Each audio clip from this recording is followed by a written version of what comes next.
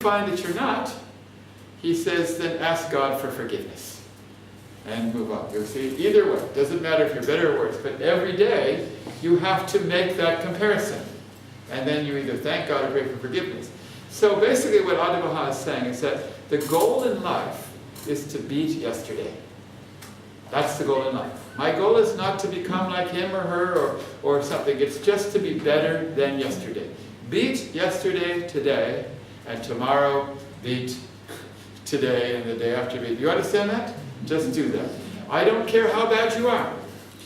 All you have to do is beat yesterday. In other words, if you murdered 10 people yesterday, try to kill 9 people today. Now you're laughing, but in 10 days you won't be killing any more people, which is a good thing. And furthermore, there are people that are doing horrible things like killing. There has to be a path for everybody to improve. Because Baha'u'llah came. If the world were perfect, Baha'u'llah wouldn't have come. So there must be a path for all people at whatever stage they are to advance. And the process is one of gradually doing something daily. Now, I'd like to ask Baha'is in Los Angeles, I asked Baha'is in Los Angeles, how many of them have walked from Los Angeles to New York? Okay? And sometimes when I'm in London, I say, how many have walked from London to Moscow? Okay? I ask them, and nobody raises their hand. And I say, why? Why haven't they walked from Los Angeles to New York?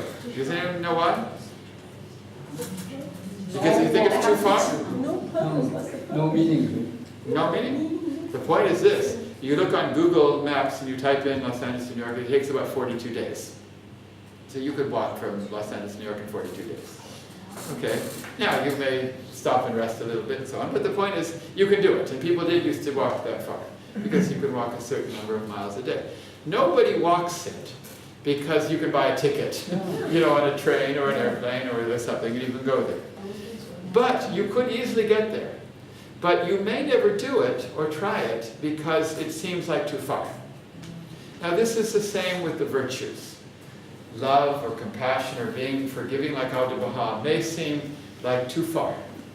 I can't get to that forgiveness of Abdu'l-Baha. I can't get to that compassion of Abdu'l-Baha. But the point is that you cannot change your destination in a day.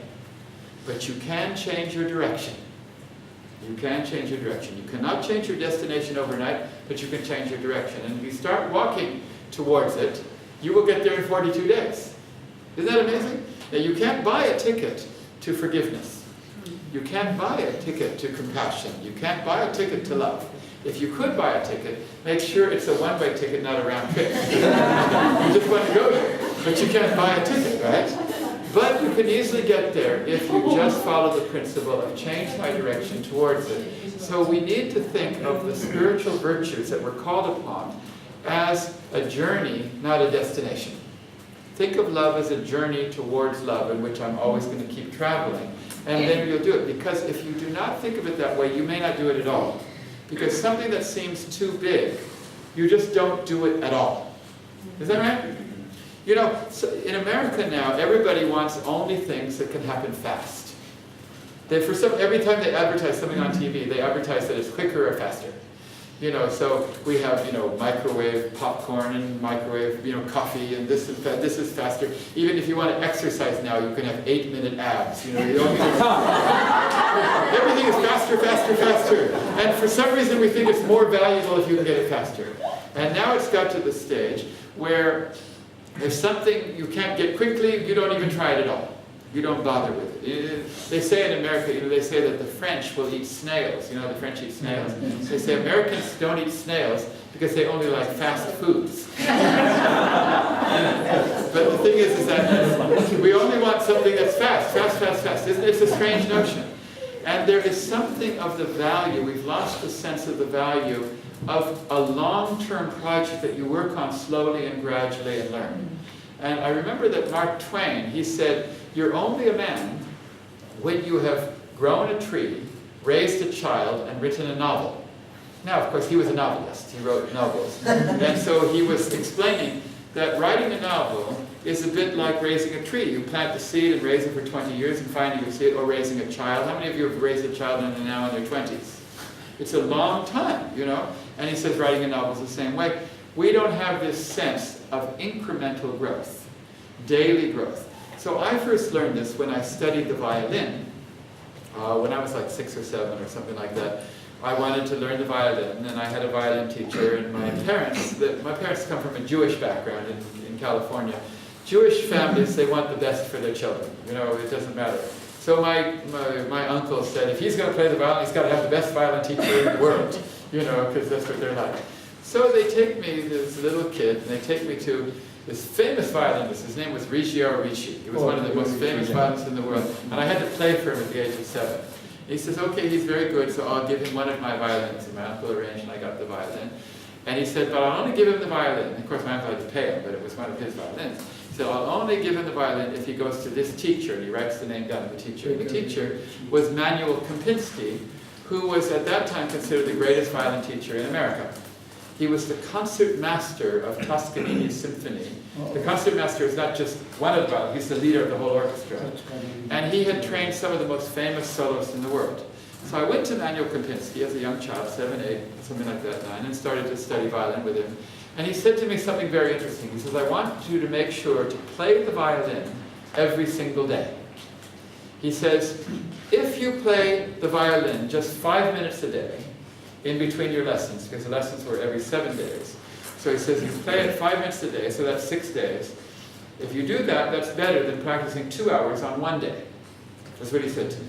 It's better than 2 hours on one day. Now, if you do the math, and even then as a young child, 5 minutes a day times 6 is how long? It's only half an hour. And here, it's 2 hours a day. And he's saying it's better to do 5 minutes a day than 2 hours on one day. That doesn't make any sense. It's 4 times as much over here. And yet he said to do that. And so even as a little child, I was wondering, is he trying to trick me? Is he trying to trick, does he think that maybe there's no way to do it 5 minutes a day, because if I take it out and do 5, I might do 10 or 15, you know. So maybe he's just trying to trick me. But this was his method. And he taught one student who was 12 years old, and she was the first American to win the violin Tchaikovsky competition in Moscow. In other words, he was a great teacher. He was considered the greatest teacher in America. And this was his method. Dailiness is more important than the amount of time. The dailiness is really important. I wonder if they've ever done a study where they take some students and they do 5 minutes a day, half an hour a week, and they take 1, 2 hours once a week and see if he was right.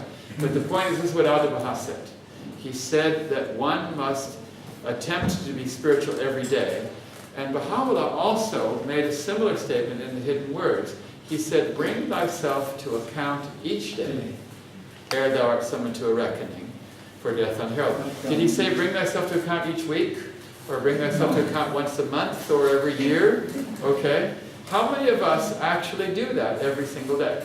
Now, I believe that that statement is what the House of Justice mentioned in the... Did we mention all 6, or do we want to mention 5?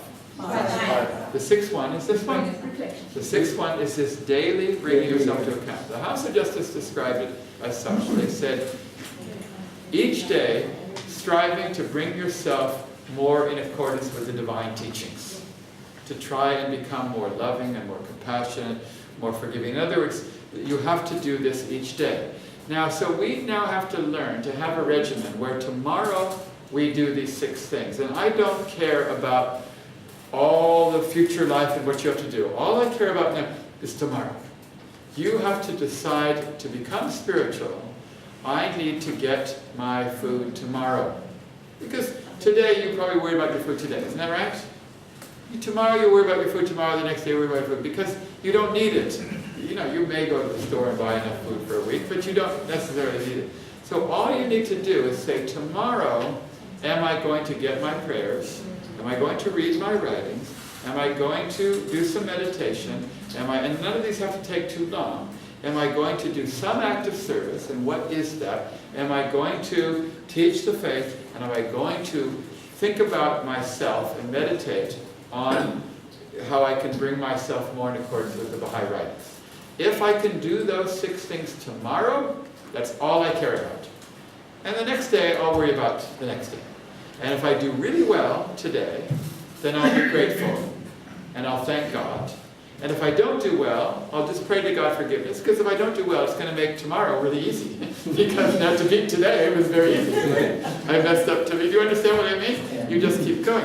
And Abdu'l-Baha said, he said that spirituality is like a bird flying. he says as long as the bird is flying, it soars higher and higher. As soon as it stops flying, what happens? It goes down. So the important thing is to be daily. Shoghi Effendi used a different analogy. He said life is like rowing upstream.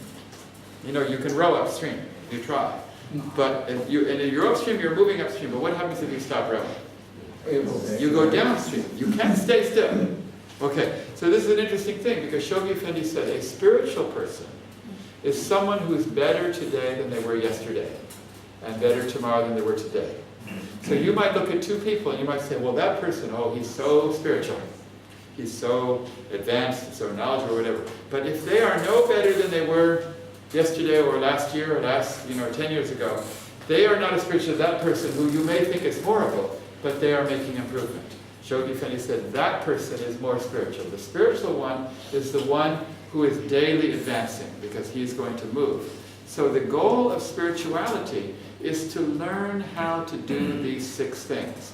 So you must say to yourself, day by day we'll do it. So now we're going to take a break, and I'm going to go through these 6 things, and we're going to talk about how you can do every one of them tomorrow. We'll talk about each one of these things. So we'll have a break now. We'll talk about the 6 things that we need to do daily. Thank you.